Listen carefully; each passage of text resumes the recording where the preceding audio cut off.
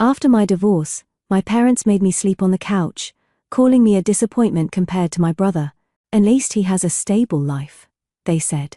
Then I pulled up in front of the neighbor's house they always admired, but it wasn't to visit. Their faces went ashen when they saw the keys in my hand. The couch springs dig into my back as I stare at the ceiling, counting water stains like sheep. 3 months of sleeping here, and I still can't get used to it. My childhood home has never felt more foreign or more suffocating. I'm Jayla, 36, and this isn't where I pictured myself at this stage of life. But here I am, curled up under a scratchy blanket that smells like mothballs, listening to my mother's passive-aggressive sighs every time she passes through the living room. Jayla, honey. Mom's voice carries that familiar sugary venom. Could you please fold up your bedding before Xavier and Riley arrive? We wouldn't want them thinking we're running a shelter here. I bite my tongue and start folding the blanket. The front door opens, and my brother's perfect white teeth appear before the rest of him does. Riley trails behind him, designer handbag first. Mom, Xavier embraces her while I tuck my pillow behind the couch. The house looks amazing as always. Unlike some parts of it, Riley whispers, loud enough for me to hear. My mother laughs, actually laughs at that. Xavier darling, I prepared your old room for you both. Fresh sheets. Everything. My old room. The one I wasn't allowed to sleep in when I came back, because Xavier and Riley need their space when they visit. The golden couple gets the bedroom, while the divorced failure gets the lumpy couch. Thanks, Mom, Xavier says.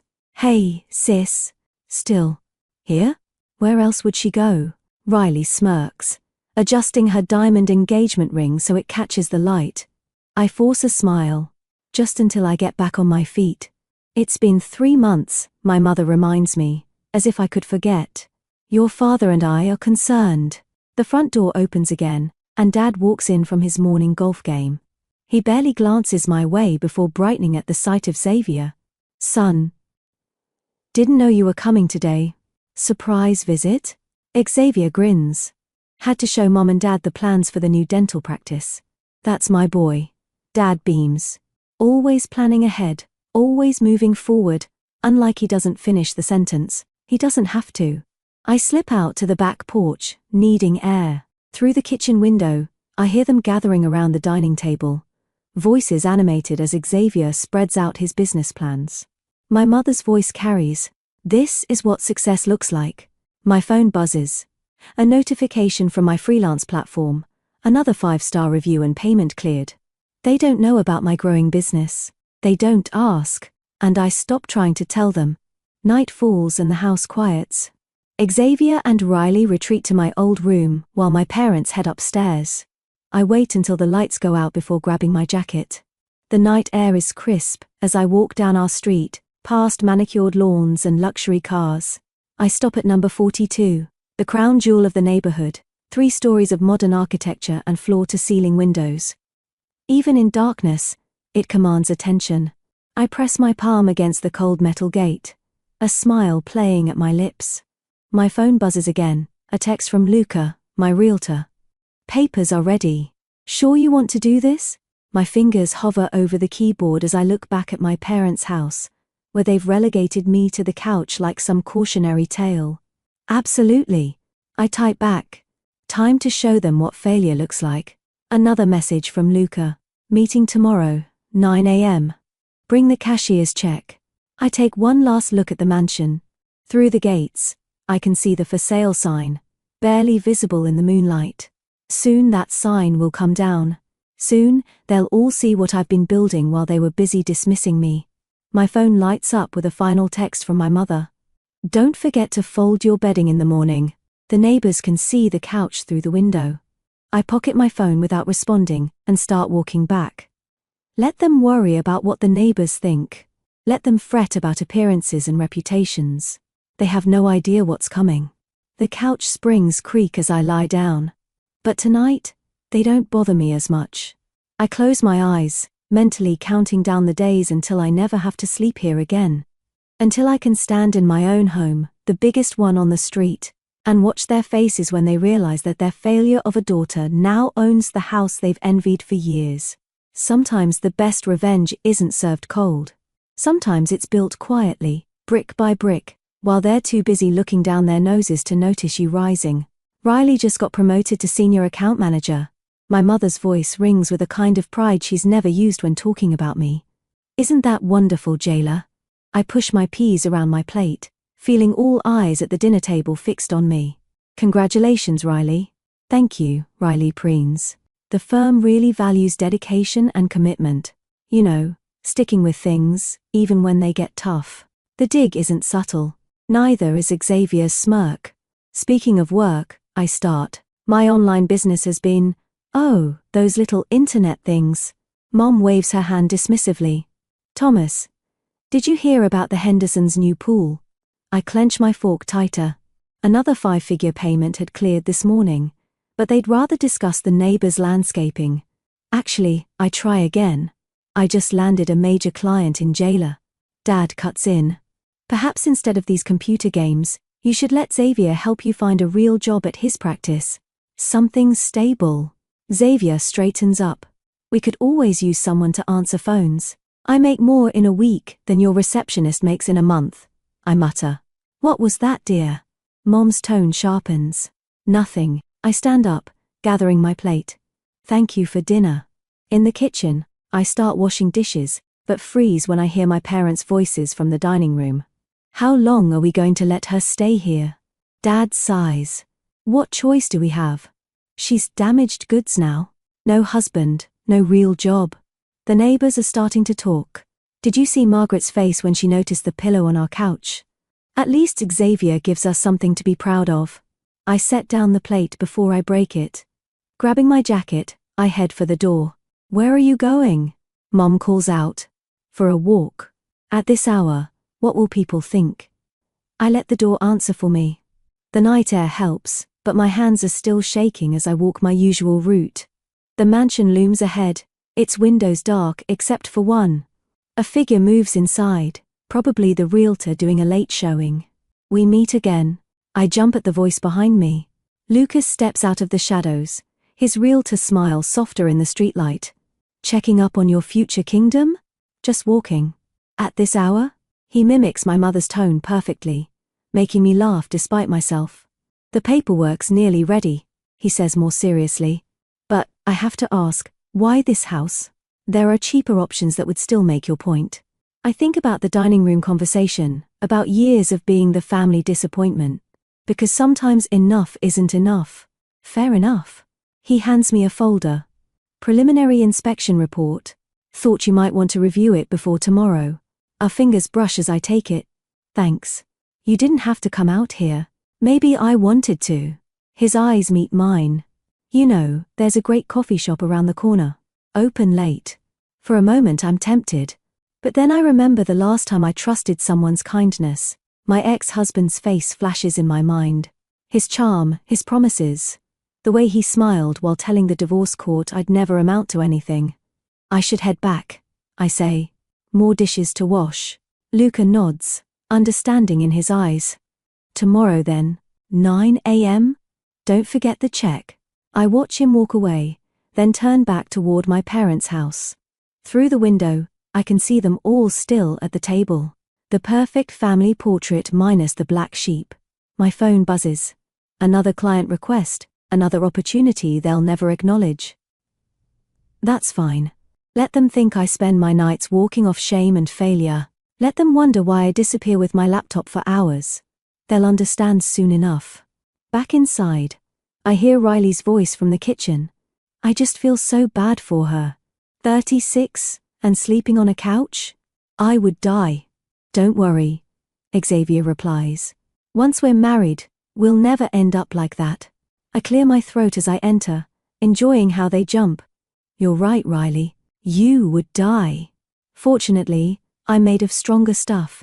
Jayla, she starts, but I'm already heading to my couch. I pull out my laptop, opening the inspection report Luca gave me. The mansion's details swim before my eyes. Square footage, property taxes, recent renovations. All mine soon. Bought with the money I earned while they thought I was just browsing social media. Mom walks by, tutting at my screen time. If she looked closer, she'd see 6 figures in my business account. But she doesn't look closer. None of them do. That's their mistake, not mine.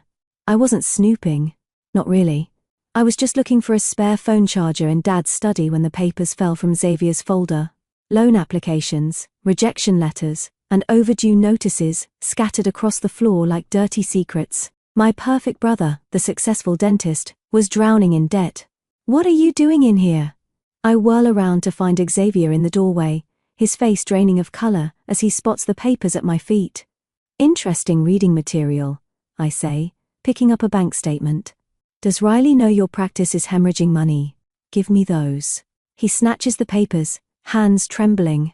"This isn't what it looks like." "No? Because it looks like you're using Mom and Dad's house as collateral for loans they don't know about." His jaw clenches. "You don't understand business. I understand fraud. Rich, coming from someone who can't even afford her own place." Before I can respond, Mom calls us for Sunday brunch. Xavier shoves the papers back in their folder. His warning glare clear. "Keep your mouth shut."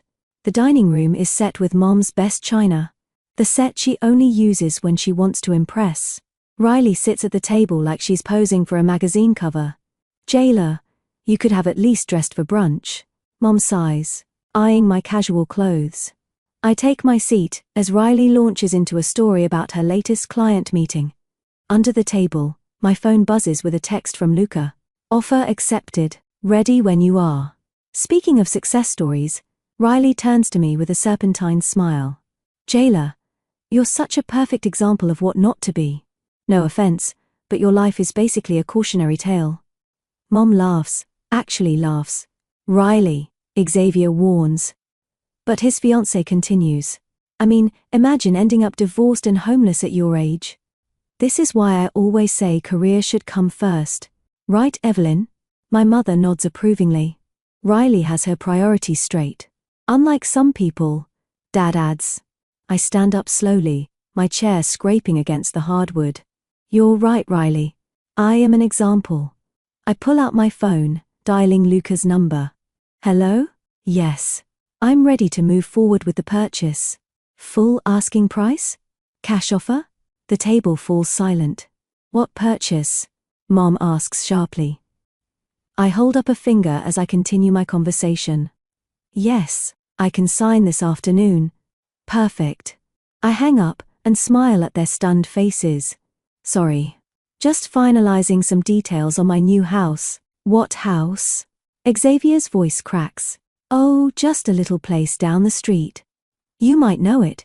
Number 42. Mom's fork clatters to her plate. "The mansion? Don't be ridiculous. Would you like to see the proof of funds? Or maybe the pre-approval letter?" "I have them right here." I pull the documents from my bag. All those hours on my laptop. I wasn't playing games. I was building an empire while you were busy mocking me. Riley snatches the papers, her perfectly manicured nails crumpling the edges. Her eyes widen as she reads the numbers. "This isn't possible," she whispers. "Funny thing about rock bottom," I say, taking back my documents. "It teaches you how to climb." But that house was supposed to be in the family." Mom stammers. "It will be. Just not the part of the family you expected." I turn to Xavier. "By the way, brother dear, you might want to tell them about those loan applications before the bank does." The color drains from his face as Mom and Dad turn to him. What is she talking about? I grab my bag and head for the door, pausing only to savor Riley's horrified expression. "Thanks for brunch." "And Riley, you're right. Career should come first." That's exactly what I did. Outside, Luca waits in his car, ready to sign some papers. I slide into the passenger seat, watching through the window as chaos erupts in the dining room. Xavier gesturing wildly, Mum pressing her hands to her face, Riley standing frozen. "You know?"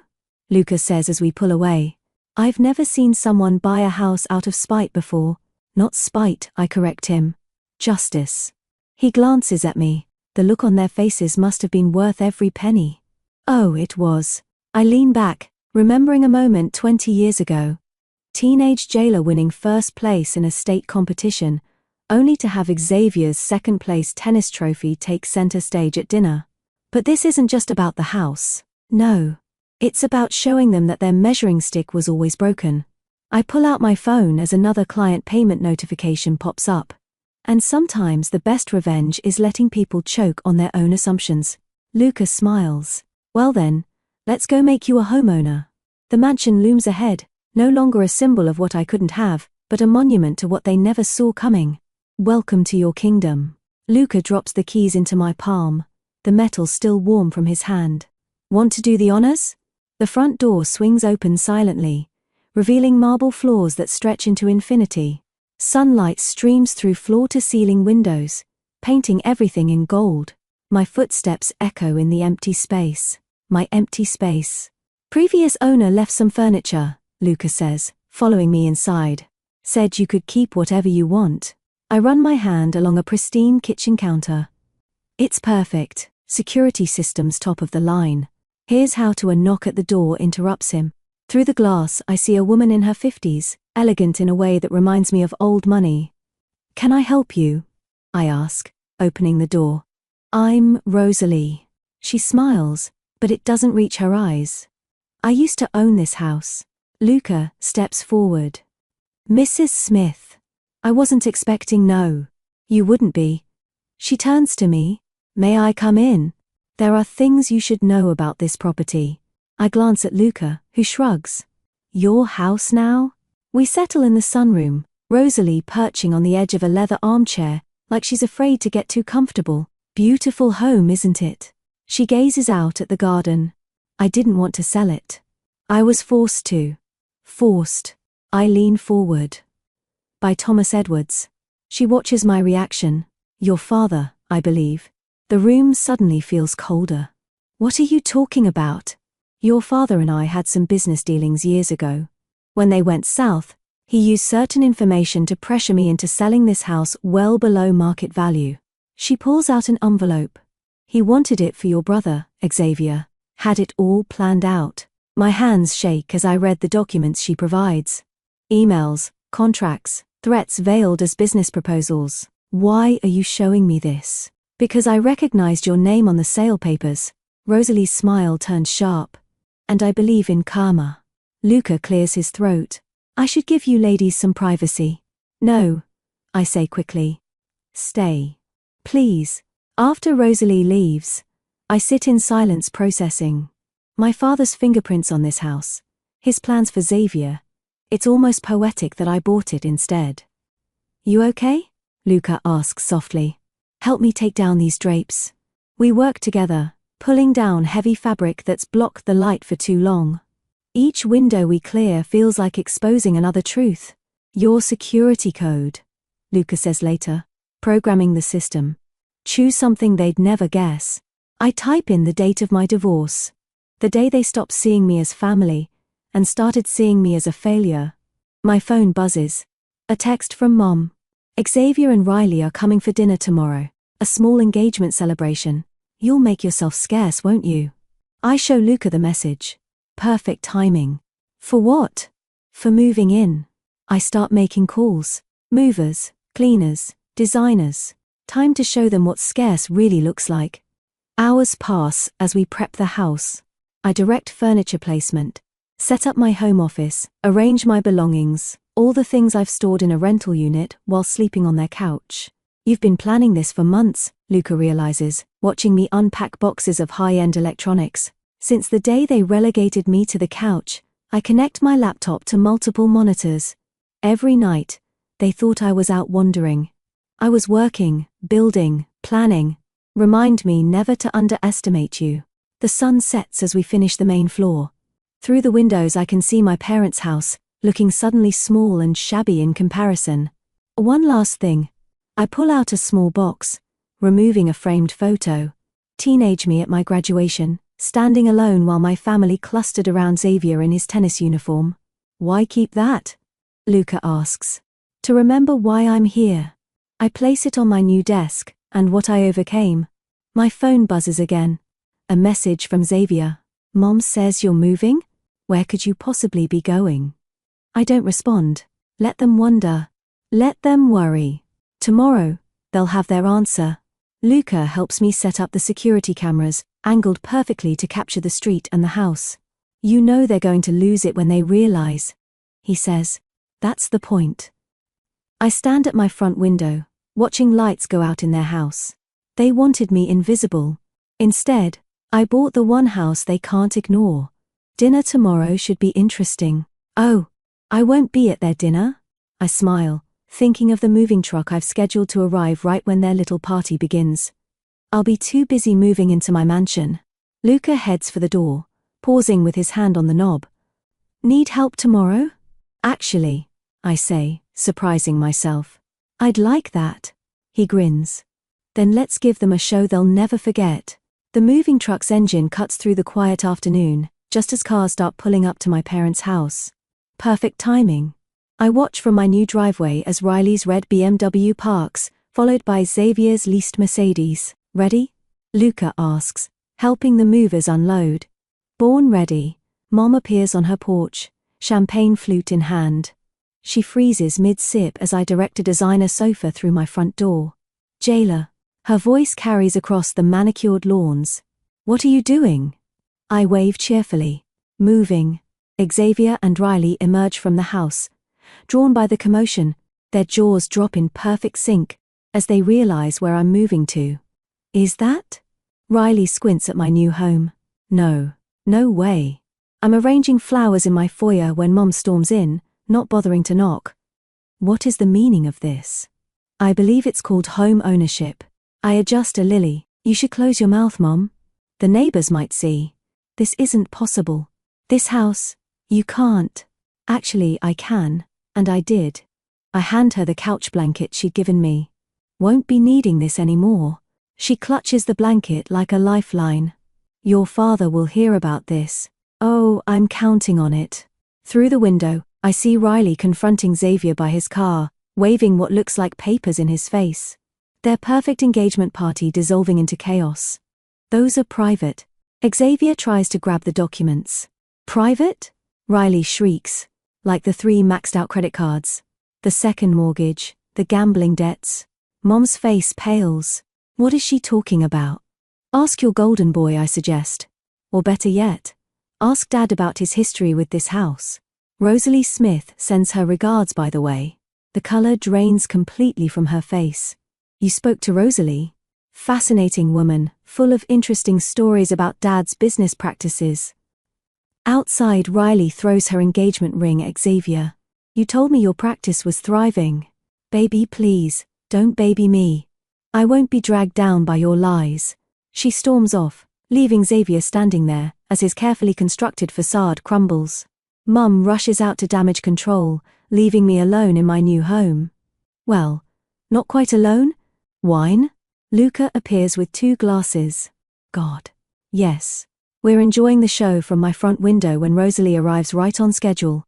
Quite the entertainment, she says, accepting a glass. Though I must say, your mother looks rather unwell. The truth often has that effect. Mom's shrill voice carries through the open window. Xavier, tell me these accusations aren't true. Mom, I can explain. Explain what? Dad appears late from golf. What's going on? Why is Riley leaving? And why is there a moving truck at he stops, finally noticing me in the mansion's window? I raise my glass in greeting. No. He whispers loud enough for us to hear. That's impossible. Funny. I call out. That's exactly what Mom said. He storms toward my door, but Luca meets him first. This is private property, sir. Unless you're invited, I'll have to ask you to leave. This is my daughter's house. Exactly, I say, joining them. My house, my rules, my life. Thomas. Rosalie steps forward. Lovely to see you again. It's been 5 years? Since you threatened to expose my late husband's affairs unless I sold this house. Dad stumbles backward. You, me. She sips her wine. Karma's a fascinating thing, isn't it? Mom appears behind him. Thomas, what is she talking about? Nothing, dear. Just business. Business? Xavier laughs bitterly. Like the business advice you gave me. Look how well that turned out. They dissolve into accusations and denials on my front lawn. The perfect family portrait shattering like dropped glass. Should we stop them? Luca asks. Let them fight. Rosalie suggests. Sometimes, a family needs to break before it can heal. This family won't heal, I say, watching Mom sink onto my front steps, head in her hands. But maybe it needed to break anyway. Xavier storms off in his Mercedes. Dad follows Mom back to their house, shoulders slumped. The engagement party guests have long since fled, leaving half-empty champagne glasses and scattered congratulation cards in their wake. Well, Luca raises his glass. Here's to new beginnings. And old endings. Rosalie adds. I look around my beautiful new home, then at the wreckage I've caused next door. You know what? I don't regret a single thing. Good. Rosalie smiles. Because darling, this is just the beginning. Through the window, I watch my mother close their curtains for the first time in 20 years. Finally, she's the one hiding from the neighbor's eyes. The doorbell rings at 7 a.m. Through the security camera, I see Mom standing there, perfectly coiffed despite the early hour. Jailer, open this door immediately. I take my time walking downstairs, letting her stew. When I finally open up, she pushes past me into the foyer. We need to discuss the situation, she announces. Xavier needs this house. I nearly choke on my coffee. Excuse me. It's always been his dream home. You know that. She runs her finger along a marble counter, checking for dust. He's going through a rough patch, and this would help him get back on his feet. Like you helped me get back on my feet? With a couch in contempt? That was different. You were damaged goods? I set my mug down hard. That's what you called me. Right? When you thought I couldn't hear you. She has the grace to flinch. We were worried about you. No. You were worried about what the neighbors would think. There's a difference. Regardless, she straightens her spine. Xavier needs this house more than you do. Name your price. I laugh. It's not for sale. Don't be difficult, jailer. This petty revenge isn't a good look. Neither is forcing Rosalie to sell through blackmail. But that didn't stop Dad. Her face goes white. That's not you don't understand business. Actually, I do. Want to see my books? I pull out my laptop. 6-figure months, Mom. While you thought I was just a failure with a computer, I built something bigger than Xavier's practice ever was. Speaking of business, a new voice calls from the doorway. Rosalie walks in, holding a thick folder. I brought those documents we discussed. Mom's eyes narrow. What documents? Oh, just some interesting paperwork about Dad's real estate dealings. I take the folder. Tax records, shell companies threatening emails to other property owners. The board reviewing his broker's license would love to see these. You wouldn't dare. Try me. She grabs her purse. Your father will hear about this. Good. Tell him the statute of limitations on fraud is longer than he thinks. After she leaves, Rosalie pours us both coffee. That went well. Did you see her face when my phone buzzes? A text from Riley. Can we talk? 20 minutes later, she's sitting in my kitchen, looking less polished than usual. Xavier lied about everything, she says. The practice is drowning in debt. He gambled away our wedding fund. And now, she twists her hands, I'm pregnant. I nearly drop my mug. Does he know? No. And he won't. She looks up, tears in her eyes. I'm moving back home. I can't raise a child with someone who lies like breathing. Why are you telling me this? Because you were right, about everything. And I'm... She swallows hard. I'm sorry for how I treated you. Before I can respond, my phone rings. It's an unknown number. Is this Jailer Edwards? A formal voice asks. This is the State Licensing Board. We received an anonymous tip about Thomas Edwards. I catch Rosalie's eye as I listen. She raises her coffee in a silent toast. After hanging up, I turn to Riley. There's a great OBGYN in the city. I can give you her number. Thank you. She stands to leave, pausing at the door. Your parents, they really messed up with you, didn't they? They messed up with both their kids. They just haven't realized it yet. That evening, Luca brings takeout, and we go through more of Rosalie's documents. Your father's going to lose his license, he says, reading through emails. Possibly face charges. I know. Having second thoughts? I think about the couch, about years of subtle cruelty masked as concern, about Xavier's lies and Mom's manipulation. Not one. My phone lights up with texts. From Xavier. What did you tell Riley? From Mom. The neighbors are asking questions. From Dad. The board called. We need to talk. I silenced my phone and walked to the window. Next door, I can see them all in the dining room, gesturing wildly. Their perfect family dinner devolved into what looks like a war zone. You know what the best part is? I tell Luca. They did this to themselves. I just held up a mirror and bought their dream house. That too. Rosalie joins us at the window. The neighborhood association gala is next week, traditionally held in the largest home on the street. I turn to her slowly. You mean welcome to hosting duties, darling? She grins. Shall we invite the family? Looking at their house where their carefully constructed lies are finally catching up with them, I smile. Oh, absolutely. It would be rude not to. The gala transforms my house into something out of a magazine. Crystal chandeliers throw light across marble floors, champagne flows freely, and the neighborhood's elite mill about in designer wear. I adjust my black suit, power clothes for a power play, and catch my reflection in a window. Gone is the woman who slept on a couch. In her place stands someone they never saw coming. Darling.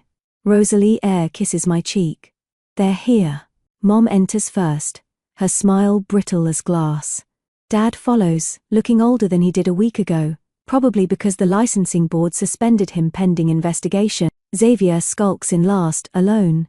Jailer. Mom greets through clenched teeth. Lovely. Party? Isn't it? Amazing what success can buy. I wave over a waiter. Champagne? I'll need something stronger, Dad mutters. Thomas, a board member, approaches. We missed you at the hearing yesterday. Dad pales, excusing himself quickly. Mom follows, leaving Xavier shifting awkwardly. Heard from Riley lately? I ask innocently. Don't. His face darkens. You ruined everything. Pretty sure you did that yourself. How's the practice? He grabs my arm hard. You think you're so clever. Everything okay here? Luca appears, his hands settling protectively on my back. Xavier releases me, straightening his tie. Fine. Just family catching up.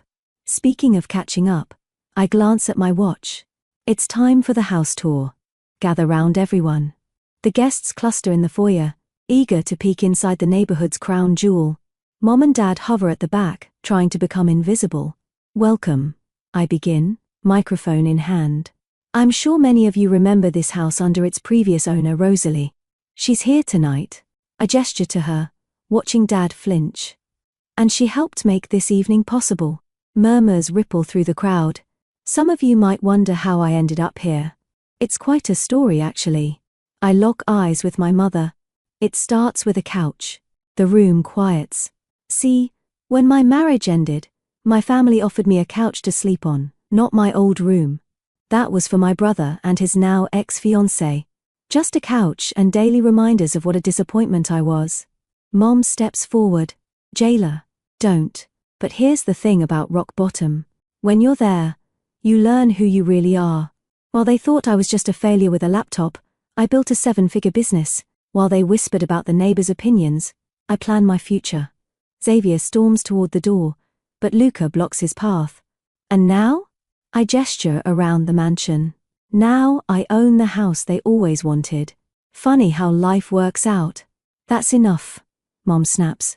You're embarrassing yourself. No, Mother. For the first time, I'm not embarrassing anyone. I'm just telling the truth. Speaking of truth, I turn to the crowd. Did you know this house has quite a history of pressure sales, hidden dealings, threats? Dad lunges forward. Stop this immediately. Or what? Rosalie steps up beside me. You'll threaten me again? The guests gasp. Someone whispers about the licensing investigation. You broke me so quietly. I continue, voice steady. I learned to rebuild in silence. And now? I raise my champagne glass. Now, I never have to be quiet again. Applause breaks out. Genuine appreciative applause. Mom practically runs from the room. Dad follows, ashen-faced. Xavier remains, something dark in his eyes. The party continues, But I notice Xavier slip away toward my study. Security cameras show him rifling through my desk, looking for something. I ask from the doorway. He jumps, clutching papers. These prove Dad's dealings. The board with those are copies. I smile. Originals are already with the authorities. You've destroyed this family. No. I take the papers from his shaking hands. You all did that yourselves. I just stopped playing along. Later, after the guests leave, Luca helps me clean up. That was quite a speech, he says. Felt good to finally say it all. Your mother's face when you mentioned the couch. Karma's a beautiful thing. I pause, hearing movement outside. Through the window, I watch my family trudge home. Mom leaning on Dad, Xavier walking ahead alone. Their shoulders are slumped. Their perfect facade finally shattered. You know, Lucas says softly, you're nothing like them. Thank God for that. He takes my hand, and for the first time I don't pull away. Stay for one more drink? I ask. I'd like that. In the kitchen, I find a note from Rosalie. Darling, you did it. You took their power and made it your own. Welcome home. I tuck the note away, pour 2 glasses of wine, and join Luca on my terrace. Below, my parents' house sits dark and quiet, its occupants finally facing the truth about themselves. Let them sit in darkness. I found my light. The doorbell rings as I'm working in my home office. Through the security camera, I see Riley, looking nervous but determined. I had my first ultrasound today, she says when I let her in, pulling out a grainy black and white photo.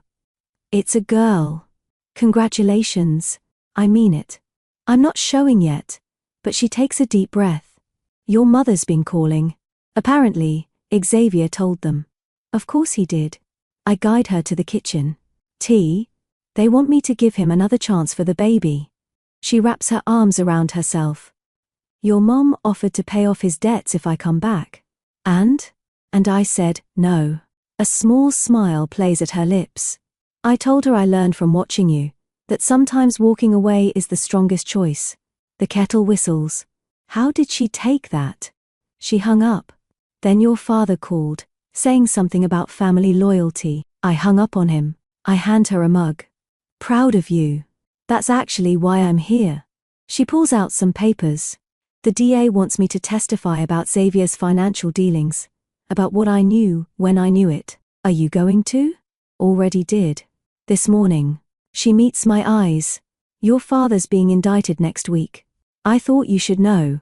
As if on cue, tires screech outside.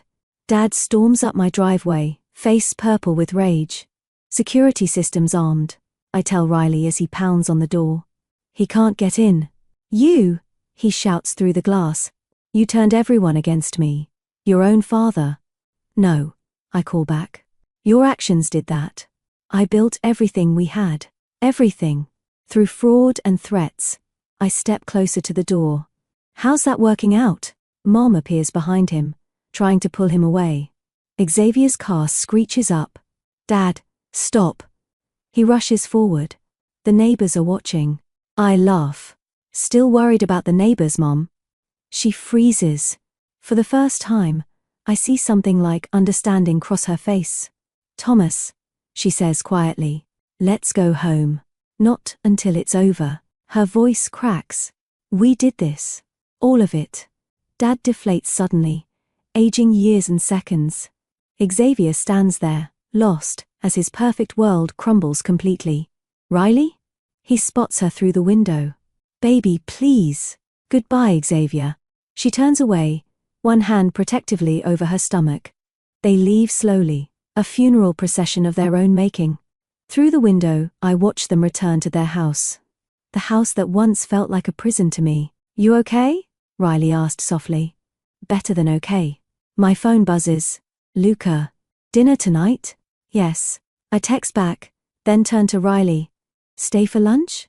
We can talk about single mom life, business strategies, whatever you need. I'd like that. She manages a real smile. You know, I used to think you were the cautionary tale. Turns out, you were the wake-up call we all needed. The afternoon sun streams through my windows as we talk. Outside, I see Rosalie walking her dog, waving as she passes my parents' house. Mom peers through their curtains, but doesn't wave back. Your daughter, I tell Riley, is going to have a much better example than we did. Speaking of examples, she nods toward Luca's car pulling up. He's good for you. We're taking it slow. I watch him walk up with takeout bags, building something real this time, unlike everything they built. She gestures next door. Exactly. Later, after Riley leaves, I curl up in my sunroom, my favorite spot in the house. Through the windows, I can see my parents' place, dark except for the blue flicker of TV light. Luca joins me, his presence comfortable now. Heard about your father's indictment. Karma comes for everyone eventually. You're not sad about it? I'm sad about who they chose to be, I say. Not about the consequences. He takes my hand, and I let myself lean into him. Outside, Xavier's car starts up, probably heading to another bar. Mom's silhouette appears in their window, then vanishes. Let them hide behind their curtains now. Let them whisper and worry, and wonder where they went wrong. I've got sunshine, success, and something real growing with Luca. I've got Riley's friendship and Rosalie's wisdom, and a home that's truly mine. Most importantly, I've got myself, stronger and clearer than ever before. They wanted me invisible. Instead, I became unavoidable. They wanted me quiet. Instead, I spoke truth to power. They wanted me broken. Instead, I built an empire. And from my sunroom couch, so different from the one they relegated me to, I can finally say, I won.